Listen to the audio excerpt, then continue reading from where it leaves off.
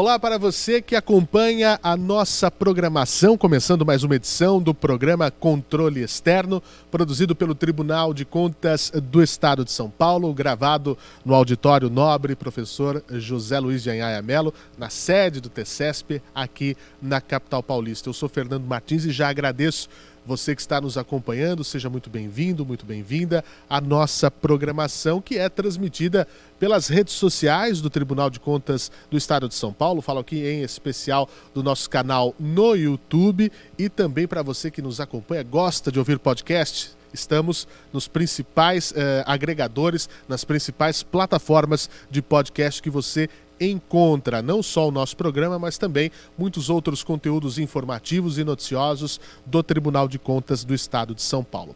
E o programa Controle Externo de hoje fala sobre o Ministério Público de Contas. É uma instituição centenária que atua justamente no cerne do controle externo da administração pública.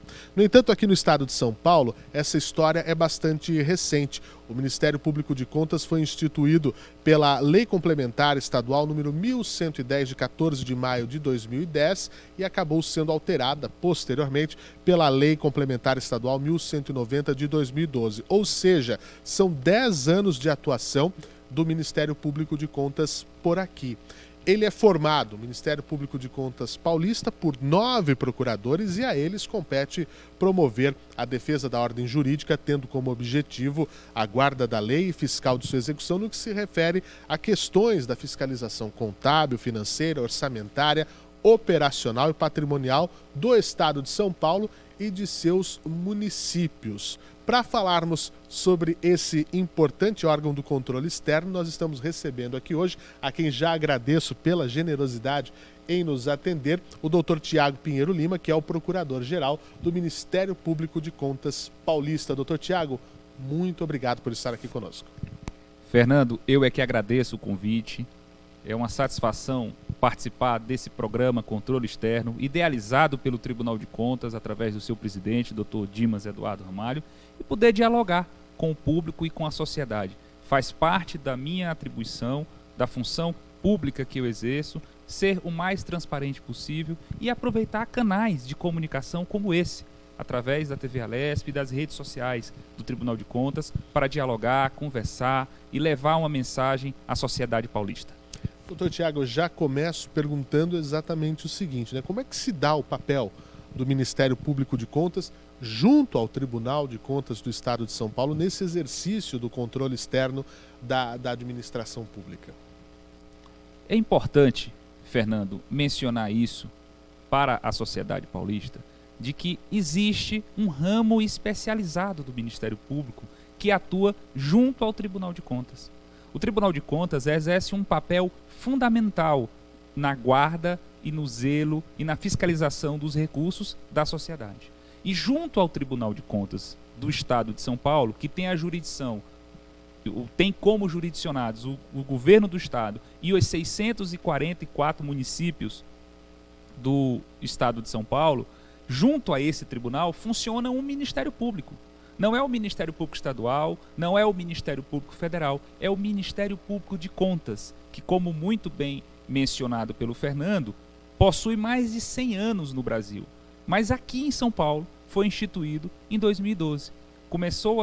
As nossas atividades começaram em 21 de março de 2012. Portanto, nos últimos 10 anos, nós temos atuado aqui perante o Tribunal de Contas com uma função idêntica à que o Ministério Público Comum exerce perante o Poder Judiciário. Nós fazemos aqui o papel de fiscal da ordem jurídica, ou seja, somos os representantes da sociedade dentro do Tribunal de Contas para buscar o zelo e a guarda dos recursos públicos. Fazemos um papel processual de analisar todos os documentos, todas as prestações de contas, para verificar se a atitude do gestor foi compatível ou não com a lei de regência.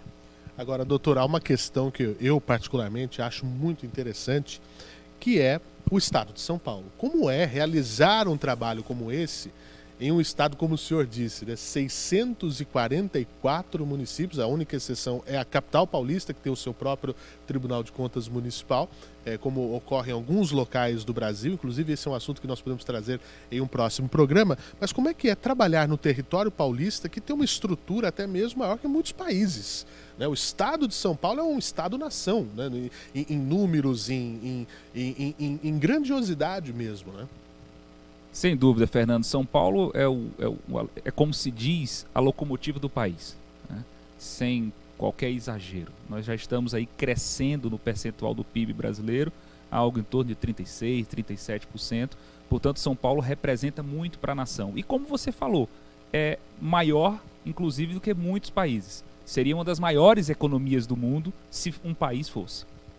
E o desafio é enorme do Ministério Público de Contas e também do Tribunal de Contas.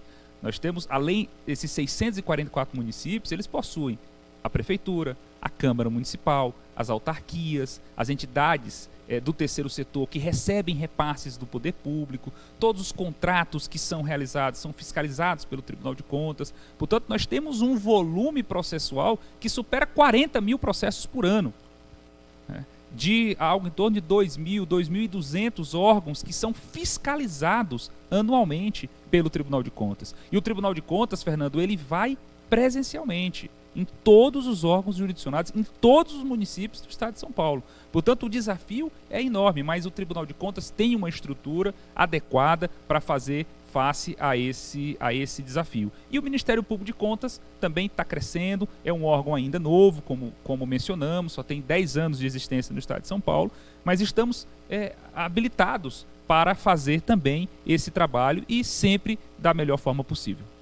Uma das nossas missões aqui, doutor, é justamente levar à população, ao público paulista, o entendimento sobre as questões. As pessoas têm suas vidas, têm as suas atribuições e acabam muitas vezes não imaginando quem está cuidando daquilo que é público, não é? Porque ela vota no prefeito, ela vota no vereador, ela vota no governador, ela vota no deputado, só que aí, mas quem que... Eu não consigo muitas vezes acompanhar o que a pessoa que eu consegui eleger está fazendo, e esse é justamente o papel. E quando a gente fala, né, de prefeituras, de câmaras, de autarquias, para quem não sabe, gostaria até que o senhor explicasse, muitas vezes uma autarquia, ela tem uma natureza pública, mas tem um regime diferente, né, de administração. Por exemplo, uma companhia de água, de abastecimento de água numa cidade, pode ser uma autarquia. Como é que funciona isso? O terceiro setor, a entidade que recebe, todo lugar onde passa o dinheiro público está sendo fiscalizado, é isso?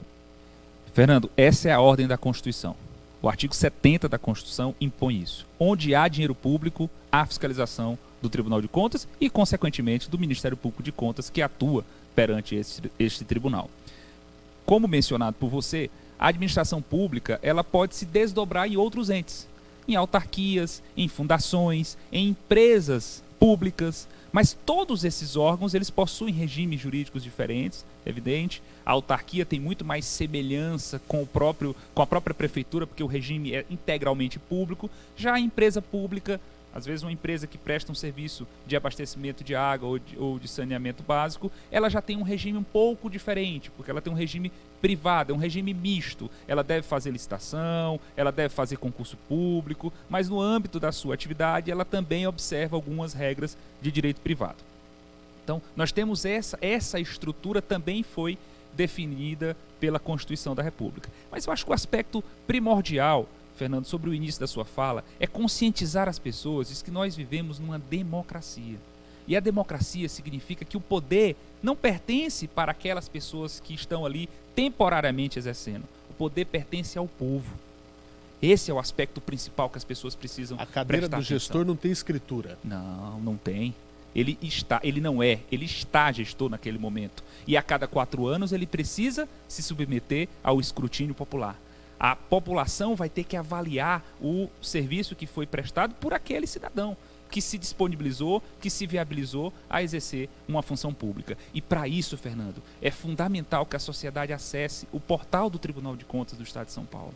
Nele você terá todas as informações a respeito do seu município, como o seu dinheiro está sendo gasto, quantas escolas o seu município tem, qual a quantidade de agentes públicos, qual o número de vereadores, quanto custa o vereador da sua cidade. Essa informação está no portal das câmaras municipais, que se encontra no site do TCE. Portanto, aqui você pode saber como anda a execução orçamentária, quanto está sendo gasto com educação, quanto está sendo gasto com saúde, qual o gasto da sua Câmara Municipal, o custo de qualquer dado, de receita, de despesa, qualquer informação do seu município pode ser acessada no site do Tribunal de Contas do Estado de São Paulo. Hoje o que a gente vê, sobretudo nessa era que nós estamos inseridos com esse programa, né, do digital, essa era da informação em todo lugar, não dá para alegar desconhecimento. Eu não sabia que era assim ou que devia ter sido feito dessa maneira. Por isso a minha próxima pergunta já é justamente nesse sentido, doutor, de como é que a gente pode analisar a evolução da qualidade das contas públicas, do zelo dos gestores com a coisa pública com o passar do tempo. Hoje já é claro, por assim dizer, que as contas públicas precisam ter uma atenção especial, que a fiscalização é presente, que vai ser cobrado daquilo, porque a população tem que ter aquilo que deve ser correto. Hoje, com essa evolução toda, é possível fiscalizar, é possível denunciar, tem que ter a transparência, uma palavra linda. Nós vemos evolução? Sem dúvida, Fernando. E atualmente, nessa última década, nós estamos vivendo uma revolução silenciosa. As pessoas não pararam para perceber a realidade e o avanço da tecnologia. Hoje, através do seu smartphone, do seu celular, você consegue saber os dados das contratações e das despesas do seu município. Agora, pelo seu telefone, basta acessar o site do Tribunal de Contas. Então a sociedade está evoluindo. Nós acabamos de passar por uma situação de pandemia, nós agora estamos enfrentando uma situação de conflito armado que preocupa o planeta inteiro. Portanto, estamos vivendo um momento histórico. Por vezes não percebemos isso, porque cada dia parece igual ao outro, diante da realidade que nós estamos vivendo. Mas é preciso parar, pensar e ver o avanço da tecnologia. E isso tem sido fundamental, Fernando, para melhorar a fiscalização dos recursos públicos. A fiscalização que nós aqui fazemos é uma fiscalização do ponto de vista jurídico, de imputar a responsabilidade, de chamar o gestor e saber como foi que você gastou esse recurso, por que você gastou esse dinheiro dessa forma. E se ele gastou de forma equivocada, ele vai ser responsabilizado. Ele pode ser apenado com uma multa, ele pode ser até ser declarado inelegível e não poder ser candidato nas próximas eleições. Mas o principal controle, quem faz é a sociedade. A responsabilização política é feita por você, pelo cidadão que está nos assistindo nesse momento. É ele que precisa avaliar os dados que são coletados pelo Tribunal de Contas, que são fiscalizados pelo Tribunal de Contas, para saber se a política pública ela é efetiva, se ela realmente mudou a realidade do município, se a educação é de qualidade, porque é ele que precisa desses dados para, na próxima eleição, fazer a avaliação política da qualidade da gestão que foi realizada pelo prefeito e pelos vereadores, pelos secretários municipais, por todos os agentes públicos daquele município. No fim das contas, e como deve ser, a situação tem que estar sempre na mão da população, né? Saber o que pode ser feito. Olha, tivemos essa informação, não está sendo feito direito, já recebeu uma chamada de atenção ali, será que é a melhor pessoa para... No fim, é a população que é a senhora do destino de toda uma... de si própria, né? Até mesmo da nossa atividade, Fernando. Nós estamos aqui exercendo uma função pública de fiscalização da coisa pública, dos recursos da sociedade, mas estamos aqui em nome da sociedade. E nós também devemos prestar contas, devemos ser transparentes, devemos levar essas informações à sociedade, para que a sociedade faça o julgamento. E é ela, como diz a nossa Constituição, que deve fazer o julgamento final de todos os gestores públicos. Doutor Tiago, o senhor falou sobre uma questão, citou a pandemia. Eu queria até entrar numa área específica falando sobre isso, né? Como é que foi a atuação do Ministério Público de Contas, porque a pandemia foi algo novo, né? Acho que nem o mais pessimista poderia imaginar que aconteceria algo nesse sentido globalmente, não é? E a gente se viu numa situação onde as cidades, os estados, a União, enfim, os governos precisaram agir, não é? Aumentando, em primeiro lugar, leitos hospitalares, aquelas questões que nós vimos Brasil afora de falta de insumos, kits para intubação, medicamentos, né? As pessoas sendo, às vezes, tendo que ser entubadas sem um sedativo, causando mais trauma, falta de oxigênio. Aí depois vem a questão de vacinação, compra de vacinação, compra de insumos. isso tudo abriu um capítulo à parte na história do Ministério Público de Contas, a pandemia de Covid-19? Fernando, o ser humano, ele busca naturalmente a segurança, a previsibilidade. A pandemia veio nos mostrar quão insignificante nós somos, quão pequenos. E ela, no âmbito do Ministério Público de Contas, foi uma mudança abrupta, repentina. Da noite para o dia, Fernando, nós precisamos fechar todos os prédios e passar a trabalhar remotamente. Foi algo que precisou ser adaptado imediatamente, porque o órgão teve que continuar, ele teve que continuar exercendo a sua função de fiscalizar as contas públicas e com um desafio a mais, que é fiscalizar esses contratos emergenciais, como você mencionou, que foram realizados durante a pandemia. E a pandemia exigiu um sacrifício enorme dos gestores públicos, porque houve no mundo inteiro uma corrida por insumos. Esses insumos tiveram naturalmente uma variação de preços e isso precisa ser levado em conta.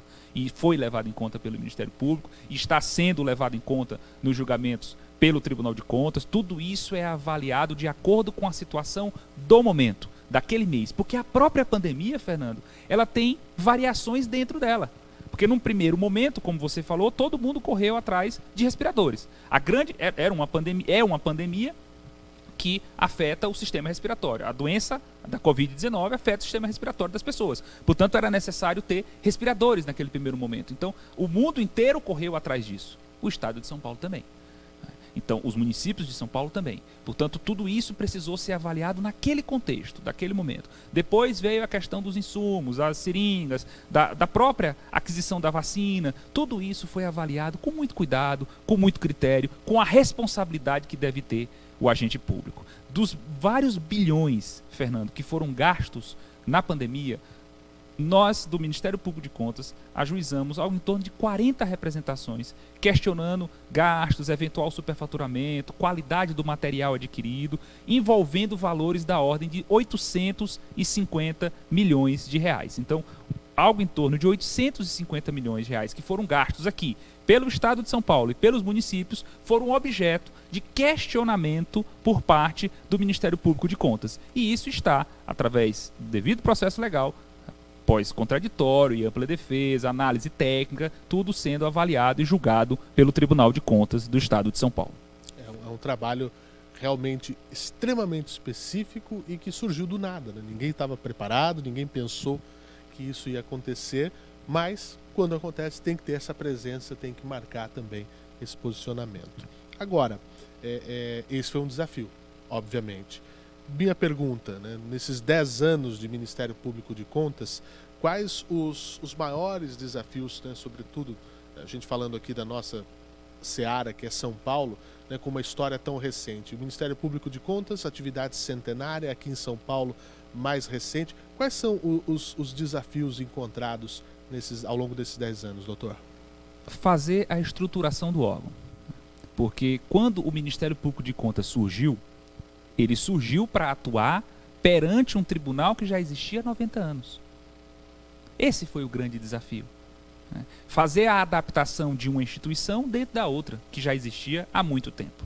Então, como o Ministério Público de Contas de São Paulo foi o último a ser criado na Federação Brasileira, ele enfrentou aqui uma realidade de um controle externo pujante que já funcionava muito bem. Então esse foi um outro desafio, Fernando. Nós precisávamos agregar alguma coisa, agregar qualitativamente a um órgão como o Tribunal de Contas do Estado de São Paulo, que já funcionava, que já exercia a sua função de forma muito adequada e efetiva. Então nós precisamos ser, ao longo desses 10 anos, além de ter essa adaptação, de ter a consciência e o espírito para fazer a adaptação correta, também precisamos ser inventivos, criativos, para trazer algo novo, para colaborar, para aprimorar o controle externo exercido no âmbito do Estado de São Paulo. Agora, doutor, eu volto a bater nessa tecla. O nosso programa ele é feito, né, para o público externo, para quem está querendo conhecer mais, saber das estruturas que estão para proteger a própria população. Como é que o cidadão, né, a importância e como o cidadão deve fazer esse papel de também ser um agente fiscalizador das coisas públicas? As pessoas elas precisam tomar mais para si esse papel? Isso é inquestionável, Fernando. Boa parte da atuação do Ministério Público de Contas decorre de denúncias que chegam pela sociedade. Eles acessam os nossos canais, principalmente o nosso Fale Conosco, do site do Ministério Público de Contas, e apresentam denúncias do seu município. Muitas vezes situações pessoais, de relacionamentos, de fatos pelos quais nós não temos conhecimento através dos documentos que chegam nas prestações de contas. Portanto, a sociedade, o cidadão no município, ele é um parceiro do controle externo, e a Constituição Federal determina isso. A Constituição Federal estabelece a importância e a necessidade do controle social. Portanto, o controle social tem sido e a cada dia mais será importante para o exercício da função do controle externo, que é exatamente o nome desse feliz programa. Então, doutor, as pessoas podem provocar, eu vou usar esse termo, né? Olha, aqui tem uma coisa que está estranha, tem uma coisa que não deveria ser assim, tem um negócio...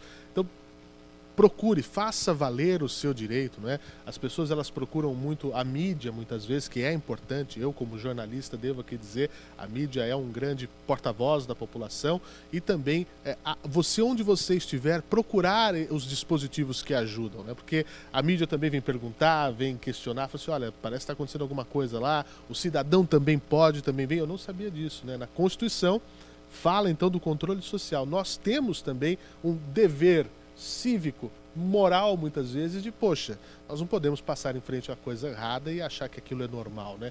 E isso é perigoso, né, doutor? A normalização do que é errado. Fernando, as pessoas precisam ter esse sentimento, né, cívico, de se indignar.